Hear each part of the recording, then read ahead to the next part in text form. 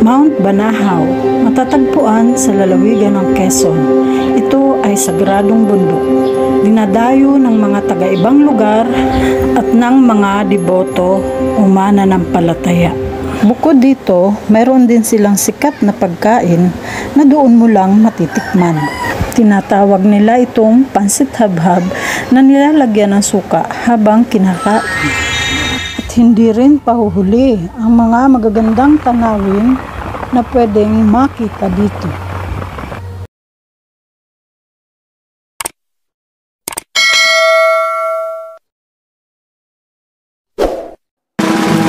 Sa aming pamamasyal sa lalawigan ng Quezon, ay naisipan naming bumili ng pansit habhab para subukan itong lutuin.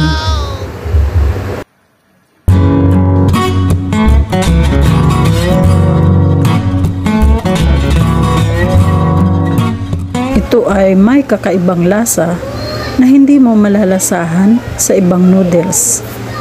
At ngayon ay magbabahagi ako ng kaunting kaalaman sa pagluluto ng pagkaing ito. Mga simpleng sangkap ay pwede na dito, katulad ng sibuyas, bawang, sayote at pechay.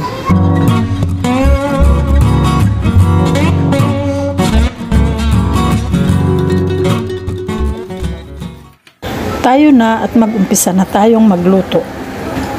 Igisa ang dinurog na bawang sa konting mantika.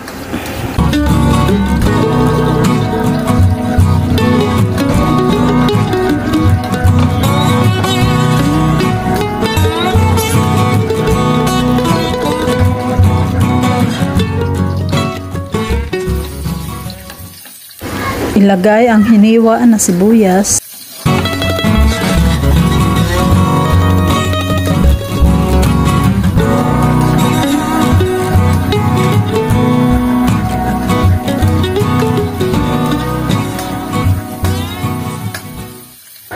Hiniwang sayote.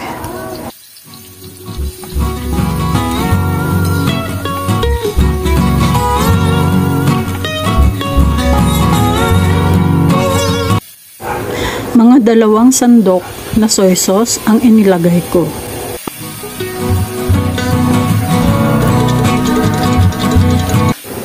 Haluin at palutuin ng konti. May iba pang sangkap na pwede ilagay dito.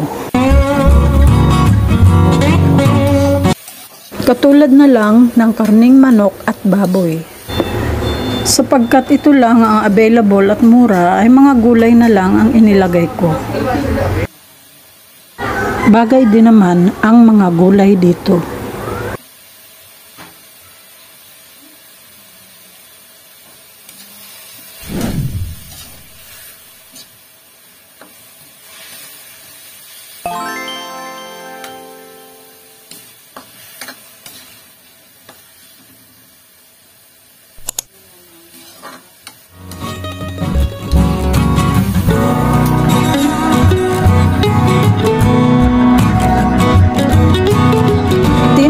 Sa kawali para hindi siya masobrahan sa pagluto.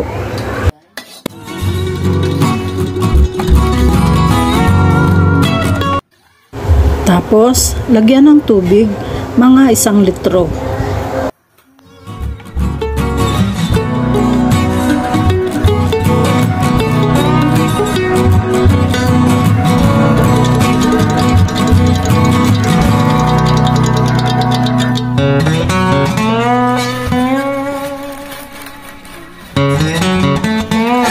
Hayaan muna na higupin ang tubig.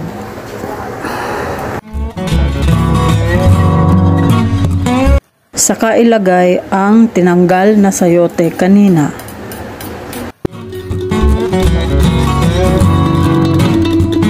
Ayan, at ganyan lang. Hayaan natin na mahigop ang tubig at lumambot ang noodles.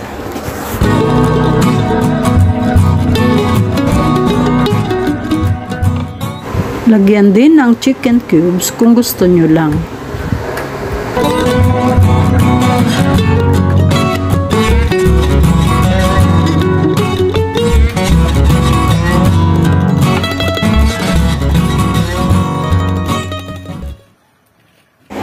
panghuli ang dahon ng pechay.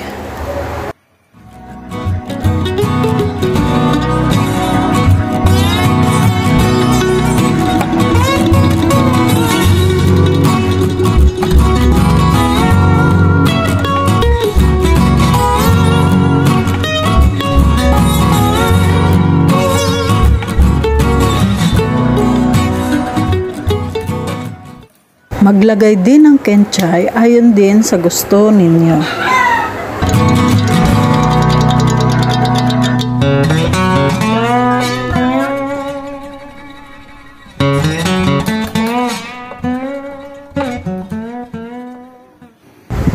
Luto na, kain na po tayo. Sana po ay nag-enjoy kayo sa panonood ng bidyong ito. Maraming salamat po. Sa susunod po ulit.